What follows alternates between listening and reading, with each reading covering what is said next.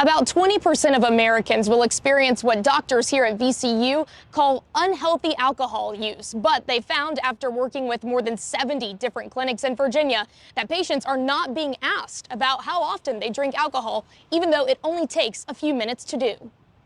Unhealthy alcohol use is the fourth leading cause of preventable deaths in the U.S., so it's a big deal. A big deal that some doctors are not talking about with their patients. Dr. Alex Christ with VCU says few patients in Virginia are being adequately screened for risky or even serious alcohol use. Routinely, primary care doctors only screen about 2 to 5% of their patients for unhealthy alcohol use. So even though it's very easy to do, it's not routinely done. Screening for risky or serious drinking patterns looks like a series of questions. How many days on average do you drink alcohol? On average, how many drinks do you have? Have you ever had any binge drinking episodes?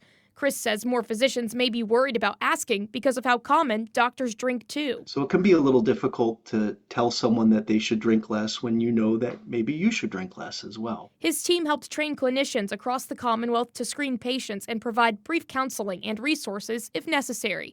And he says it's paying off. Having a 40% increase in screening and counseling is massive.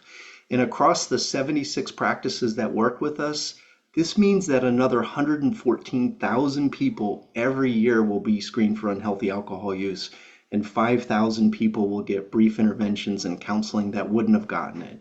Doctors say when you're asked these kinds of questions, be as honest as possible as you can about how much you drink. That way, doctors can help pinpoint if there is a problem and then prevent alcohol use disorder down the road. At VCU, I'm Elizabeth Holmes, CBS 6 News.